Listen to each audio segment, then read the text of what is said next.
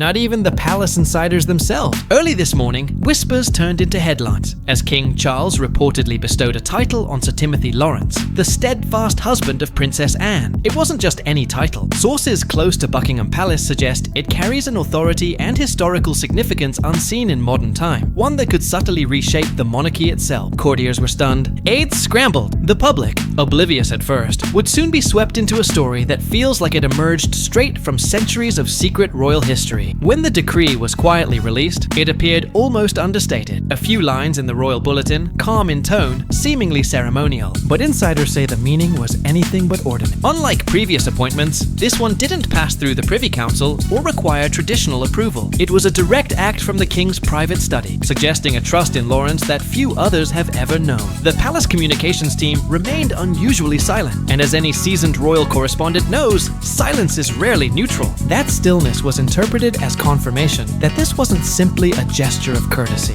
It was a calculated move, and its ramifications were already rippling behind closed doors. Outside the palace, Princess Anne carried herself with her usual stoicism. Witnesses in Gloucestershire say she remained calm, almost distant, her expression unreadable as news of her husband's elevation spread. Some sources claim she may not have known in advance, others whisper she did, and her measured composure was an intentional signal. Either way, the reaction sparked speculation across royal circles.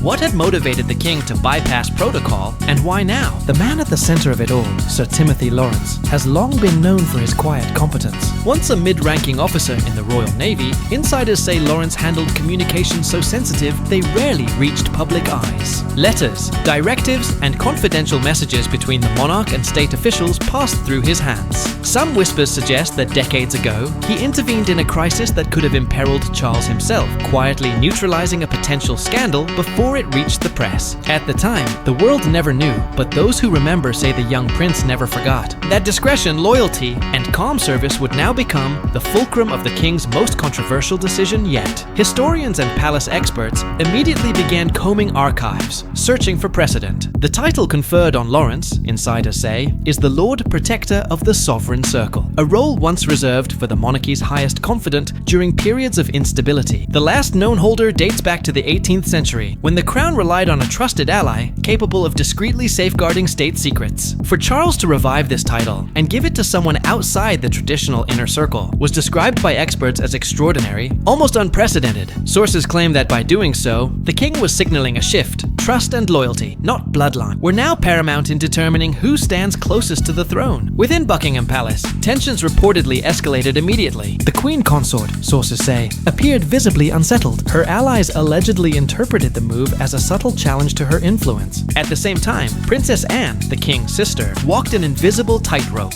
caught between defending her husband and navigating the intricate, often perilous politics of her brother's court. Whispered accounts from aides describe days of hushed conversation, secret meetings, and a palace suddenly awash in speculation. The narrative inside and outside Buckingham was becoming one of intrigue, loyalty, and subtle power struggles. Some insiders suggest that Charles's decision also carried a deeper, personal motivation. The king reportedly views Laurence not merely as Anne's husband, but as someone who once safeguarded him in ways few others could comprehend. There are hints, unconfirmed but widely circulated in palace circles, that Laurence's quiet intervention decades ago may have prevented a scandal that could have altered the course of the monarchy itself. If true, the elevation of Laurence is not just symbolic. It is repayment for a debt only the king fully understands. And yet, as one insider put it, not everyone inside the palace sees it that way. Public reaction, once the news spread, was immediate. Social media erupted with debate. Commentators framed it as either a daring move of foresight or an unorthodox consolidation of power. For the first time in modern memory, the monarchy seemed less about ceremony and more about strategic influence. Some historians speculated on the constitutional implications, while royal commentators debated whether this marked the start of a subtle restructuring of authority within Buckingham itself. But the question that lingered in every corner, both public and private, was clear. Why Sir Timothy Laurence? Even as speculation grew, the palace remained largely silent. Insiders report that senior aides were ordered to keep a lid on leaks, while the king reportedly met with his closest advisors in closed sessions to navigate the fallout. Meanwhile, whispers of a storm of loyalty and ambition began to circulate. Sources close to court suggest that Charles's choice may also be a message, one not only to the public, but to his family, that allegiance, rather than proximity to the throne, now determines influence at the heart of the monarchy. And yet, there's more beneath the surface. Observers note that Lawrence's new role is not merely ceremonial. Rumors suggest he may now have confidential access to matters traditionally reserved for the monarch alone: state transitions, sensitive correspondence, and the inner workings of royal decision-making. To insiders, this is power incarnate, subtle yet undeniable, quietly reshaping Buckingham's inner circle. For those watching closely, the elevation of Sir Timothy signals a new era, one where the crown's most discreet operator becomes its de facto protector. The timing,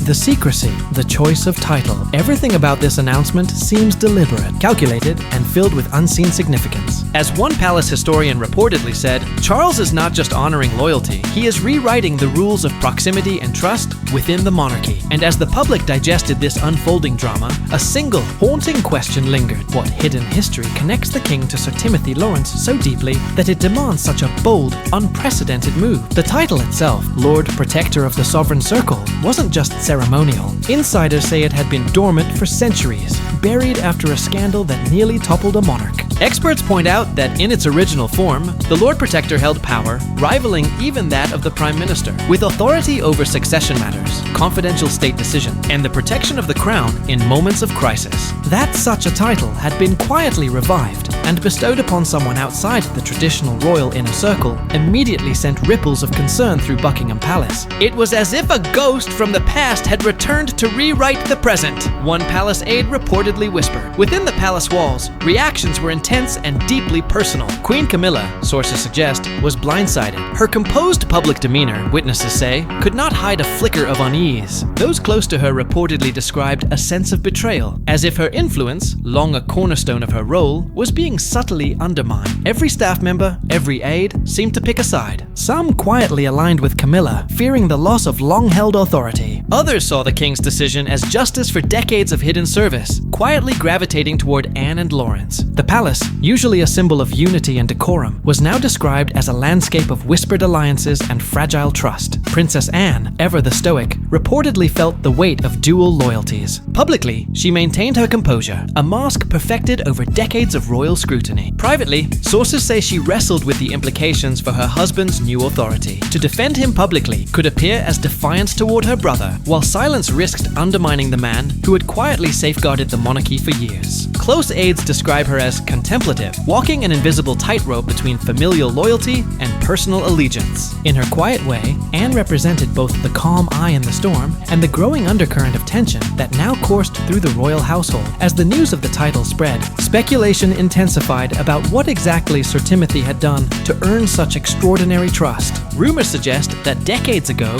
Lawrence intercepted a potential royal scandal, a confidential matter involving sensitive correspondence that, if leaked, could have imperiled the young Prince Charles and altered the trajectory of the monarchy. Sources close to the palace report that Lawrence dismantled the threat silently, earning a debt that only the king could repay. Over time, that quiet loyalty grew into an unspoken understanding between the two men, one that would only surface now, under the weight of historical precedent and royal necessity. The ripple effect extended beyond personal dynamics. Insiders claim that Lawrence's elevation is already reshaping palace operations. Meetings once requiring approval from the Queen Consort are now reportedly overseen by Lawrence. Protocols for sensitive correspondence have been quietly restructured, and aides who once held quiet influence find themselves answering to someone who had previously operated on